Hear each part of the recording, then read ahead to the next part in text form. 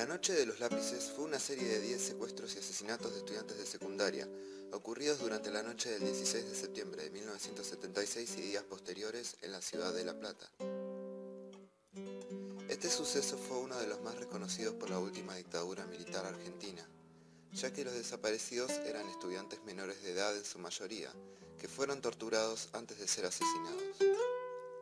El caso tomó notoriedad pública en 1985 luego del testimonio de Pablo Díaz, uno de los sobrevivientes, en el juicio a las juntas. Solo 4 fueron los que sobrevivieron a las torturas y traslados impuestos por la dictadura. La mayoría de las víctimas integraban la Unión de Estudiantes Secundarios, que era la rama estudiantil del peronismo revolucionario. Esta agrupación, junto a otras, había reclamado en 1975 ante el Ministerio de Obras Públicas el otorgamiento del boleto de autobús con descuento estudiantil secundario. Pablo Díaz afirmó que el pedido fue suspendido en agosto de 1976 para detectar a los potenciales subversivos de cada escuela e ir a buscarlos. En su testimonio, Pablo Díaz cuenta las diferentes torturas que sufrió desde que lo secuestraron. Estas incluían desnudos, aplicaciones de picana y extracciones de uñas, entre otras. También recuerda a sus compañeras secuestradas, como María Clara Clocchini o Claudia Falcone, y lo que habló con estas mismas o lo que ellas decían. Cuando se cumplieron 30 años del suceso, Pablo Díaz visitó el pozo de Banfield, ubicado a 70 kilómetros de la ciudad de La Plata. Algunas de sus palabras fueron las siguientes.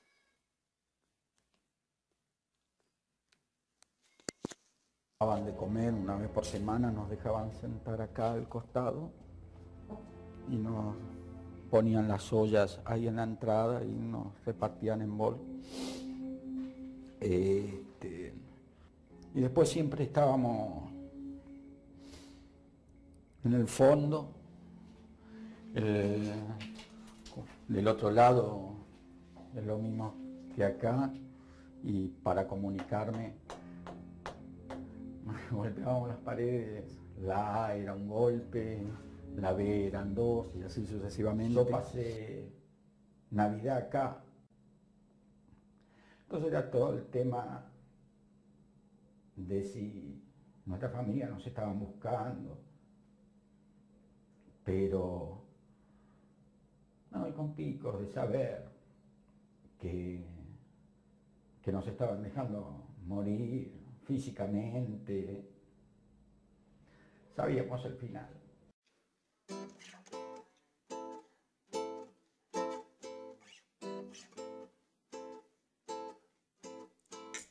Los primeros pasos de la represión. Fue un periodo caracterizado por la presencia de los jóvenes con militancia política. Un proceso que se fortaleció desde la dictadura de Onganía de 1966 a 1969. Los ideales estaban en la búsqueda de igualdad y justicia, la liberación nacional y la lucha contra el imperialismo. Consideraban la vía revolucionaria armada, inspirados en la Revolución Cubana. Muchos jóvenes eran insertados en la política mediante los centros de estudiantes. A pocos días de asumir Héctor Cámpora en el gobierno, comenzó un proceso de ocupación de instituciones, con reclamos que iban desde desplazar autoridades educativas a aumentos del presupuesto educativo e implantación del boleto estudiantil, entre otras. Entre las agrupaciones de estudiantes secundarios estaban la Juventud Socialista, la Juventud Radical Revolucionaria y la más importante, la Unión de Estudiantes Secundarios, vinculados a Montoneros. El sistema democrático no logró frenar los movimientos que se llevaron a cabo.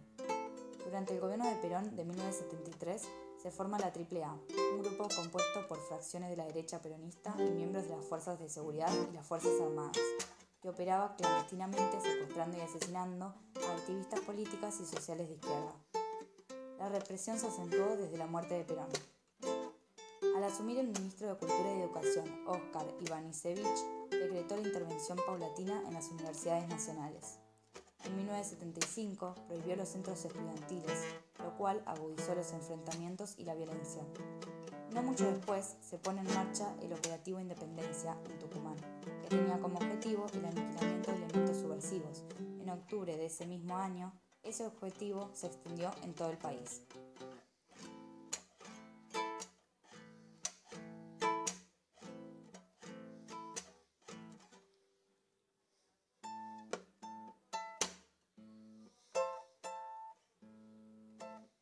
Durante septiembre de 1975 se organizaron marchas por el boleto estudiantil, siendo La Plata el lugar donde se logró la tarifa diferencial para los secundarios. Con el ascenso del golpe de Estado de 1976, el plan represivo, los secuestros y desapariciones se multiplicaron al compás de los centros clandestinos de detención y tortura, siendo un total de 498 registradas hasta el momento en todo el país.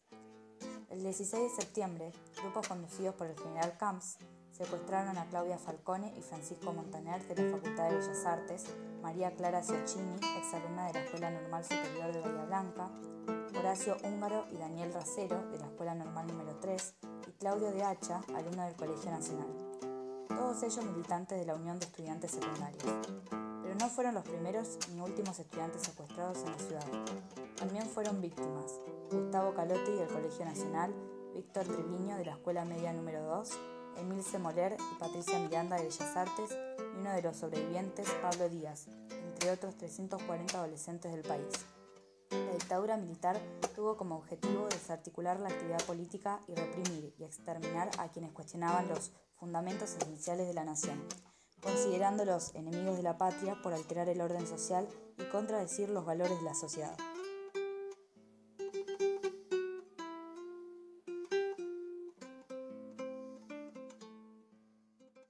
Bueno, nuestro tema fue la noche de los lápices. Nosotros nos sentimos muy comprometidos porque es un tema que creo que todos tendríamos que saber, los estudiantes de nuestra edad. Nosotros tenemos entre 16 y 17 años y la verdad que fue un hecho en los cuales estudiantes como nosotros y todavía más grandes fueron secuestrados y sus familias no sabían nada de ellos. Y es algo para tener conciencia. Ocurrió durante la última dictadura cívico-militar en 1976 y hubo unos 10 secuestros donde sobrevivieron 4, entre ellos Pablo Díaz, Nilda Eloy, Gustavo Calotti y Emilce Moller. Nosotros tuvimos la suerte de poder entrevistar a Nilda Eloy, la cual nos dejó varias anécdotas para poder comentar con ustedes. Fuimos el día 6 de octubre de 2014 a entrevistarla, un día de la mañana. Ella trabaja en la Comisión Provincial por la Memoria, más precisamente en la sección de los archivos, y por suerte no tuvo problema en darnos ningún tipo de información, así como en darnos la entrevista. Y justamente es para brindar información a todos los que se interesen, y estaría bueno que más gente se interese por el tema. Con una muy buena predisposición, la señora Nilda Eloy nos dio la entrevista y pudimos llegar a la conclusión de que es un tema para concientizar a todos, especialmente a nuestra generación, que no tiene mucha información sobre el tema. Claro, porque además en esa época como que la educación estaba medio limitada, digamos, no se aprendían las cosas que se aprendían hoy, aún de esa época, porque sí, había temas tabú como el peronismo, por ejemplo.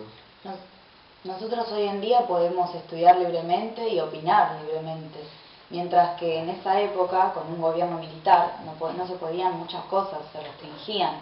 Y esa, la necesidad de querer ser libre, de poder expresarse uno, hacía que se hagan estas revoluciones, por así decirlo. Claro, afortunadamente en esta época la democracia nos da la libertad de expresión, pero en aquella época fue muy complicado para todos los estudiantes y aquellas personas que militaban especialmente poder expresar libremente sus opiniones, sus ideologías. Exactamente, lo importante es no olvidar para que no vuelva a pasar. Claro, tener en cuenta todo el sufrimiento que causó, digamos, la dictadura, y como al día de hoy se recuerda y hay movimientos en los cuales se sigue buscando gente. Sí. Bueno, sin ir más lejos, vamos con un poco de la entrevista. Sí. ¿Qué te parece? La primera pregunta que queríamos comentarla a nosotros, porque fue algo importante para tener en cuenta, para sacar algo positivo, si se podría decir, de la entrevista, nosotros le preguntamos qué es lo que más le marcó de la experiencia. Nilda habló de dos tipos de cosas, habló tanto del terror como del amor. Del terror porque ella mencionaba que cada segundo ahí adentro era un infierno, era una tortura, pero también destacó el amor porque, digamos, decía que aunque no se crea, se podía rescatar ciertas anécdotas humorísticas dentro de todo lo que era estar ahí adentro, digamos, preso, digamos así. Uno se iba encariñando con los compañeros y era el único trato que tenían. Las familias no sabían dónde estaban. Claro, más tarde en la entrevista va a mencionar que también es una especie de tortura para las familias porque las familias, uno no sabe si lo buscan o si estarán, digamos, claro, en la búsqueda de ellos o cómo estarán, ¿no? Cómo se vivirá esto desde afuera. Sí, o sea, es una tortura tanto para las familias como para los propios estudiantes secuestrados. Claro. Bueno, sin ir más lejos, vamos con la entrevista, ¿les parece? Dale. Dale. Yo creo que el método de la desaparición de alguna manera es un mecanismo de tortura de doble vía. Porque por un lado el que es secuestrado y va a parar a un campo ingresa en ese circuito donde ya dijimos cada segundo que vos pasas allí es tortura. Por otro lado la familia también es torturada. La familia entra en un circuito de búsqueda e incertidumbre donde todas las puertas se cierran, donde no hay información, no hay... y se manejaba toda lo que es los mensajes a la población que iban produciendo el aislamiento. Entonces, se daban cosas como gente que te había conocido toda tu vida, se cruzaban de vereda. Mis viejos tenían un kiosco y hubo clientes de siempre que se cruzaban la vereda de enfrente. Por esto de algo habrá hecho, por algo será, quién sabe en qué está. Y me conocían a mí de chica. Así como, bueno, no, más vale que también hubo de los otros, ¿no? O sea, de esos vecinos que sin querer meterse, pero bueno, alguna novedad. Cuando yo aparecí en la comisaría tercera de Lanús,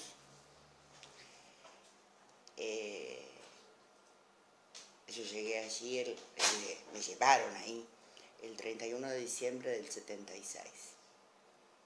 Días después, ese era un lugar donde si bien estábamos como desaparecidos, porque no figurábamos, o sea, en el libro de la comisaría no estaba detenido fulano, mengano, no estábamos, no existíamos. Pero había una conexión con los familiares y la jefatura de policía, con la firma de Camps, daba permisos de visita para visitar a una persona que no estaba detenida, pero bueno. El día 5 de enero, el día de Reyes, la familia de Milce, que estaba allí cuando yo llegué, vino a visitarla y esa noche, cuando llegaron de nuevo a La Plata, estábamos en Lanús, cuando llegaron de nuevo a La Plata, fueron a la casa de mis viejos y fue la primera noticia que mis viejos tuvieron de que yo estaba viva. De que estaba bien y de cuáles eran los trámites que tenían que hacer para verme.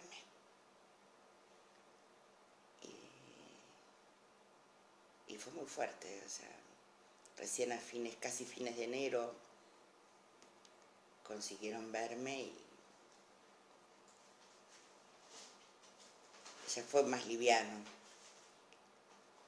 Si bien yo permanecí allí casi 8 meses en esa condición. Mi mamá no podía creer que yo le pedía que hiciera todo lo posible para que me llevaran a Devoto, porque se habían trasladado ya todas las chicas a Devoto y yo había quedado sola allí. Y claro, mi vieja no podía entender cómo la nena, que en ese momento ya había cumplido los 20 años en esa comisaría, cómo la nena le pedía ir a una cárcel. Lo que yo no le podía hacer entender a mi mamá era que yo ahí no existía y que mi terror era como que así como una tarde había entrado una camioneta y me habían depositado allí, no entrar una camioneta y me llevaran de allí, porque yo ahí no estaba, seguía sin existir. Yo estuve 11 meses en condición de desaparecida, hasta que me llevaron a Devoto y bueno, yo por lo menos existías, figuraba tu nombre en algún lado. No es fácil para las familias, no es fácil. Al día de hoy, uno se da cuenta de la importancia que significa identificar los restos y lo que es para estas familias comenzar el duelo cada vez que se pueden identificar restos de compañeros, porque no es porque piensen o tengan la esperanza de que están vivos, saben que no, pero esa incertidumbre de no saber qué pasó, dónde está, si hay algún resto en algún lado, hasta que eso no se da, no empieza el duelo real. Y nosotros somos una especie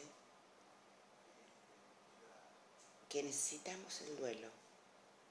Somos seres humanos, necesitamos para aliviar el dolor de la pérdida, poder hacer el duelo. Eso es lo que se impide con la desaparición. A esa familia se la sigue torturando. Estos genocidas, estos represores, que se dice se los está juzgando, es mínima la cantidad. Yo creo que debería juzgárselos por la tortura que infligen al día de hoy a esas familias. Porque el hecho de que no hablen, de que no digan, de que no muestren los listados que hay, hace que esa familia que no puede comenzar ese duelo, sigue siendo torturada. En esta parte de la entrevista se habla mucho de lo que es la familia, de lo importante que fue en ese momento volver a reencontrarse con sus allegados, algo que a veces se ve imposible estando en la cárcel sin saber nada de ellos ni que ellos sepan nada de vos. El dolor, el sufrimiento y a su vez el amor son facetas que se mostraron a lo largo de la entrevista, especialmente cuando se habla de la familia. Claro, es bastante destacable el carácter personal de todo lo que nos dijo Milda, porque mencionó tanto cómo fue el reencuentro con la familia, cómo se sintió ella, y también habló de algo que por lo menos a mí me resultó fuerte escuchar, eso de que somos una especie que necesita el duelo, que necesita saber realmente qué pasó. Y me parece algo bastante cierto dentro de todo. Sí, y eso es lo que se quita, como dijo ella, de los desaparecidos. es algo que no pueden hacer si no saben qué le pasó a su ser querido. Claro, porque como bien dijo ella, la gente, los allegados pueden saber que están desaparecidos o que ya no están, pero no es lo mismo saber eso sin más detalles que saber qué es realmente lo que pasó o dónde está. Es duro. Sí, la verdad muy fuerte. Y en la sociedad actual tal vez no se toma verdadera conciencia de todo lo que pasó y de que la familia realmente necesita un duelo, porque hoy por hoy se puede saber todo, cuando uno fallece o una persona desaparece, se saben todos los datos concretos, pero en esa época fue muy complicado saber con exactitud todo. Hasta el día de hoy hay muchas personas, muchos desaparecidos que no se sabe nada y la familia sigue sufriendo. Claro, como bien dijo Nilda, los que no dicen, no hablan, no muestran los listados. Es eso lo que destacó Nilda, que mantiene esta impotencia, digamos, esta tortura a las familias que dice que se produce al día de hoy al no mostrar todos los que pasaron por los listados. Por otra parte, la amistad fue muy importante en toda esta situación, ya que los allegados que tenía en la cárcel, donde fue tomada prisionera, fueron los principales que ayudaron a salir adelante en todo esto. Sí. Como anécdota, bueno, justamente como ella en la respuesta a la primera pregunta mencionó las anécdotas humorísticas, ahora también recordó una que fue justamente la de la abuela entrando como dijo ella, mandándose, blandiendo su credencial de la bandera de la policía para ir a visitarla.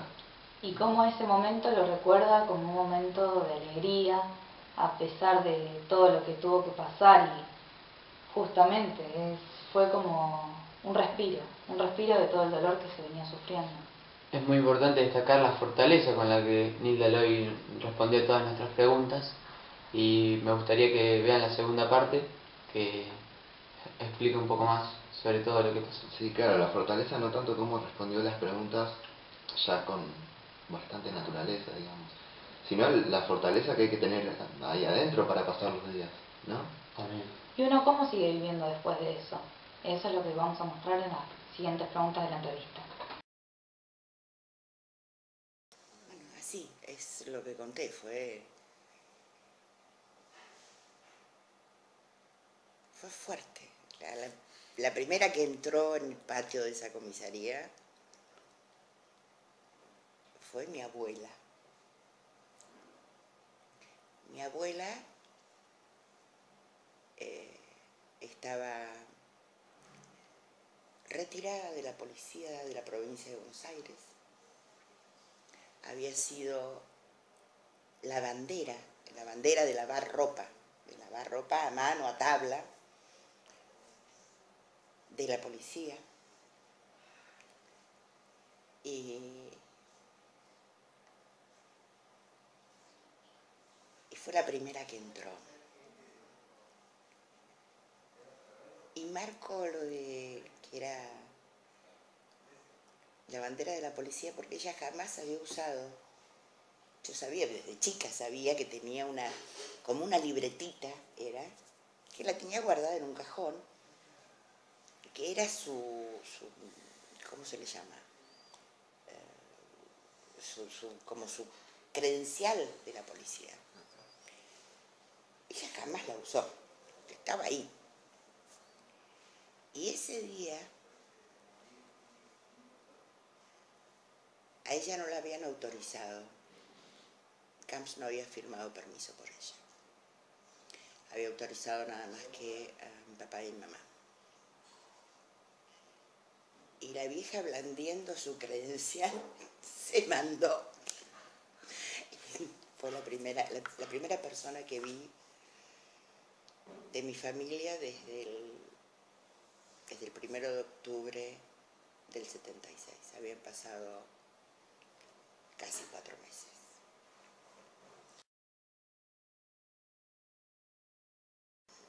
No solamente me costó 20 años de silencio, me costó, yo tenía terror, salí con muchísimo miedo, yo no pude volver a dormir en mi cama, por ejemplo. Me fui a vivir a casa de mi abuela.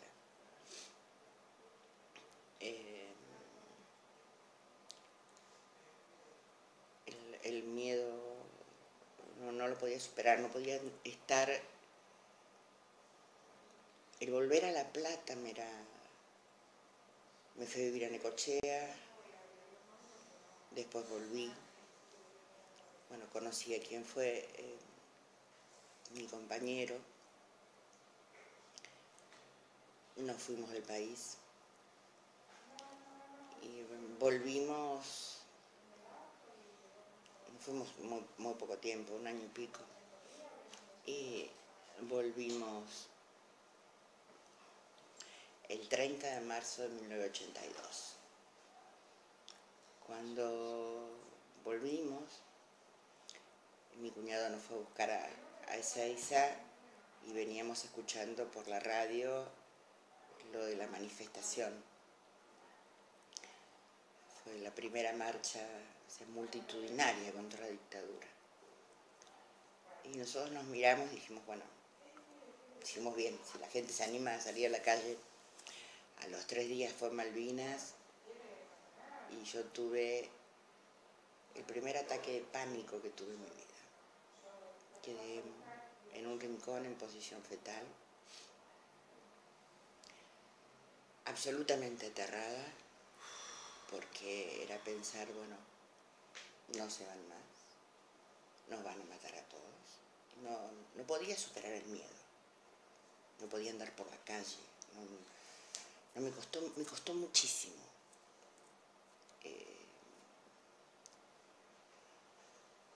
Tal vez por eso ni fui a la CONADEP, yo escuchaba lo del juicio a las juntas, escuchaba los testimonios. Y no lo podía creer, porque, a ver, yo lo que tenía la sensación era, no se había destruido la dictadura. No era que había habido una revolución, los habían sacado, no. A mí, lamento, la figura de Alfonsín no me garantizaba nada.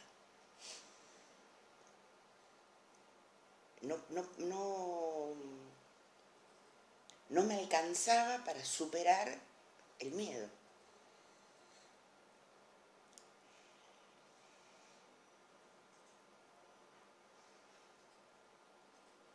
Dentro de todo tan errada no estaba, porque después vinieron las leyes de impunidad. O sea, se hizo una, pero después se los largó olímpicamente, y el que remata eso después es Menem con los indultos. O sea, tan lejos de mi percepción de que no era algo absolutamente seguro no estaba. Pero bueno, no, sí cuesta. Por lo menos a mí me costó mucho.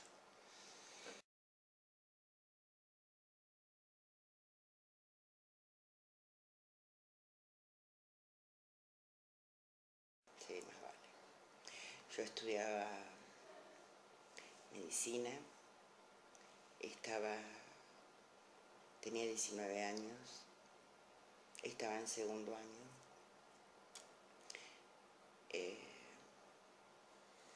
No estudiaba para hacer una práctica privada, más vale.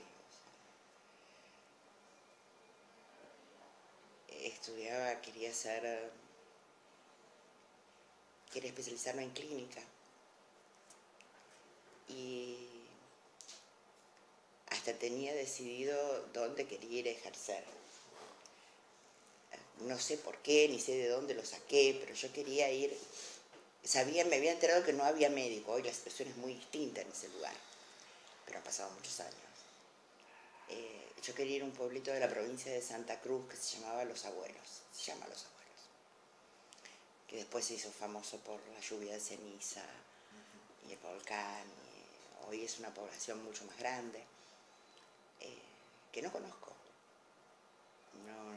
No conozco ni la zona, ni fui jamás a Santa Cruz, ni nada por el estilo. Pero no sé por qué a mí se me había puesto que yo quería hacer eso. retomar la facultad fue difícil. Y la retomé año 83.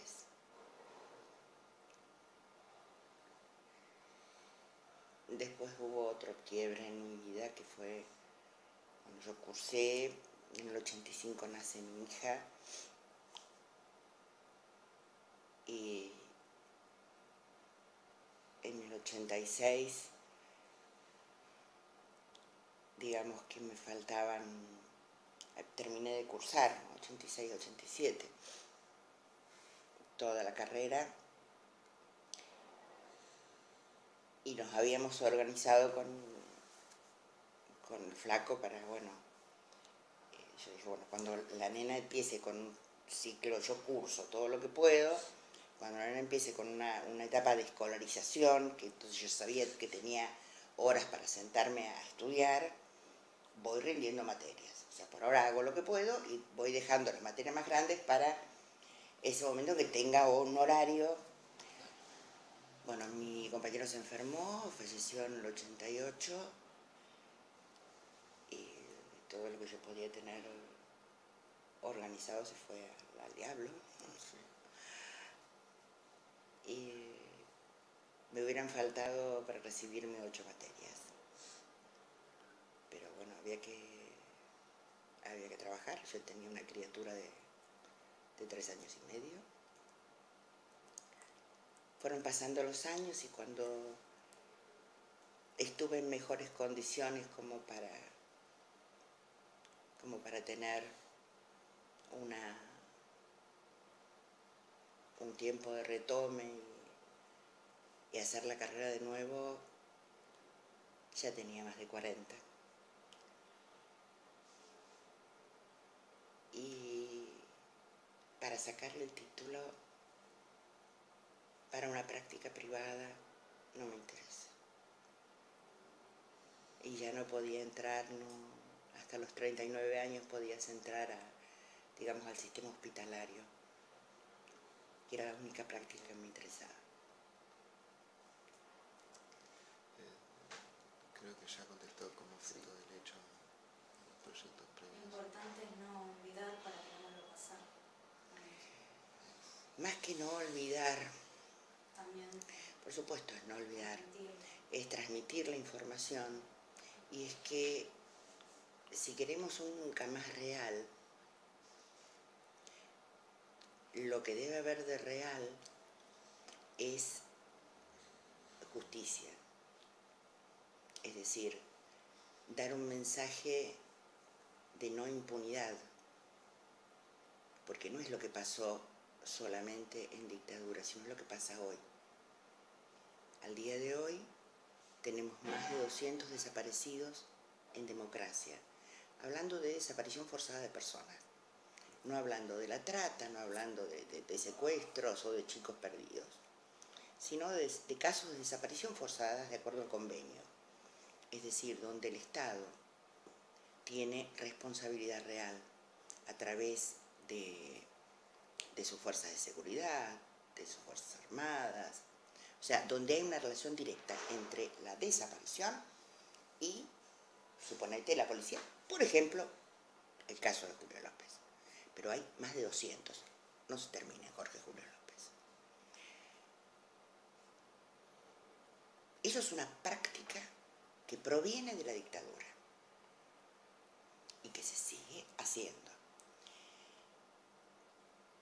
Yo entiendo que el mejor mecanismo para que esas prácticas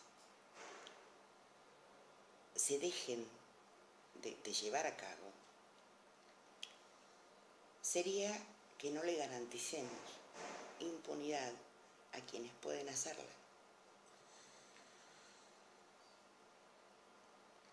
Y no es eso lo que se está haciendo, sino todo lo contrario. O sea, el caso por ahí más claro es el de Luciano Arruga, donde los 8 integrantes del destacamento de Lomas del Mirador, donde hay pruebas de que Luciano estuvo detenido allí, que fue el único lugar, el último lugar donde se lo vio con vida. Los 8 integrantes primero sí, por unos meses los apartaron y después están en actividad. Eso es impunidad.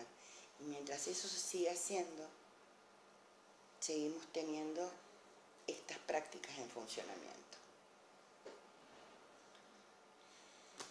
Muchas gracias. No, por favor. Muchas gracias por tu tiempo. No. Qué difícil se hace integrarse de nuevo en la sociedad, habiendo perdido tantos años de tu vida en un lugar donde no podías salir, donde no tenías voz para reclamar tus derechos y donde se hacía difícil estar, ya que tu familia no sabía que estabas ahí, ni vos sabías nada de ellos. Claro, se hace como difícil porque no es una experiencia que se pasa así nomás, no es que te llevan y después cuando salís ya está, ya pasó todo. Es como cualquier experiencia traumática de la vida, es como que el trauma te queda y como que hay cosas que hacías antes que quizás no podés volver a hacer con la misma naturalidad. Y es obvio que a Nilda le iba a costar reintegrarse en la sociedad porque con todo el miedo que vivió ahí adentro y con todo lo que pasó, es difícil no sentirse como ella contó que lo sintió, con miedo, y tanto ella como las otras personas, porque mencionó en la entrevista también que hubo personas que no hablaron, digamos, ni bien terminó todo, sino que estuvieron años y años para hablar porque también es un aspecto se mete con cosas muy personales. Cuesta volver a integrarse, cuesta hablar de lo sucedido, no a todos se les hace fácil. Claro, incluso unos años después, cuando finalizó la dictadura y volvió el gobierno democrático, a Nilda y a sus compañeros les costó superar eso y aceptar de que estábamos verdaderamente en democracia, porque el miedo estaba implantado en esa sociedad y fue muy complicado entender que había finalizado la dictadura. Tenían miedo a que vuelva a ocurrir un golpe de Estado y no creían demasiado en la democracia que ocurría en esos momentos. Qué difícil se hace estar caminando por la calle con tanto miedo, sabiendo que por ahí, o pensando que te están vigilando, que puede volver a pasar lo mismo. A uno se le hace muy difícil volver a caminar las mismas calles que caminaste alguna vez, pero sin la misma naturaleza. O sea... Sí. Es muy complejo porque, teniendo en cuenta de que en la época de la dictadura no se podía estar tranquilo en ningún momento. Claro, estar tranquilo o quizás no expresarse del todo libremente. Yo creo que es una gran forma de represión el tema de no poder expresar las ideas de uno libremente. Y es algo que hoy en día se puede hacer, que tenemos la fortuna de poder hacerlo y que no hay que desaprovechar, pero tampoco hay que olvidar lo que pasó, porque fue un hecho que todo tiene que ver en cómo estamos hoy en día. Y si tuvo que pasar eso, fue para que hoy en día podamos tener una democracia y seamos libres de expresarnos. Sí, yo creo que actualmente necesitaríamos pensar un poco todo lo que pasó y llegar a la conclusión de que hoy por hoy estamos de una mejor manera, podemos expresarnos, tenemos la libertad, podemos votar libremente, elegir tus propios pensamientos. Por ejemplo, en esa época había carreras que estaban censuradas y actualmente uno puede estudiar libremente. Yo creo que si de algo sirvió hacer todo esto, tanto hacer este proyecto como indagar en otros temas, como recordar algo tan simple como recordar en la vida, para apreciar más lo que uno tiene ahora, digamos. Nosotros en un principio no nos hubiésemos imaginado que íbamos a escuchar o que íbamos a sentir todas las cosas que escuchamos y sentimos a lo largo de este proyecto. Sí, y ella menciona el caso de Luciano. La entrevista se hizo el 6 de octubre. Hoy estamos a 21 de octubre y decir... Sí, en la actualidad se encontró el cuerpo desaparecido de Luciano Arruga. Hace unos días. Lo encontraron muerto, pero apareció. Y es un caso que sin saber nos terminamos metiendo. Es un cuerpo desaparecido, pero todavía quedan muchos más por encontrar. Claro, por fin la familia de Luciano puede tener su duelo tal como lo dijo ella anteriormente. Y hay muchas referencias culturales también. La banda Salta la Banca creo que tiene un disco con el nombre de Sí. Luciano. Y También del propio tema de la dictadura, incluso Los Redondos han tenido un disco dedicado a los presos políticos. Claro. Y hubo mucha música referente a esta época histórica, tanto durante como después. Mucha música, pinturas, todo lo que sea forma de expresión se utilizó para dejar un recuerdo de todo lo sucedido. la frase "nunca más" marcó un importante cambio en toda la sociedad, ya que eso fue lo principal que se expresó luego de problemas graves de la dictadura. Y que se cumpla ese nunca más, no que quede en la nada, que se cumpla, que nunca más vuelva a pasar. Y algo más referente a las cosas culturales en las instituciones educativas, bueno, esto es un claro ejemplo de cómo en nuestro colegio nos hicieron hacer un video respecto al tema de la Noche de los Lápices, pero también en los otros colegios se hacen cosas plásticas, musicales, festivales, todos los años se organizan manifestaciones, digamos, recordatorios del suceso de la Noche de los Lápices, como ocurrió el último 16 de septiembre en el pasaje Ardo Rocha. Y el 20 de septiembre, días posteriores, se organizó también un festival por parte del Centro de Estudiantes del Colegio Nacional, que tuvo una gran cantidad de alumnos desaparecidos durante la época. Fue un tema muy importante para hacer en video y para hacer investigar nosotros por nuestra cuenta, y fue muy interesante, y espero que tanto como nos quedó a nosotros, por medio de este video les quede a ustedes también.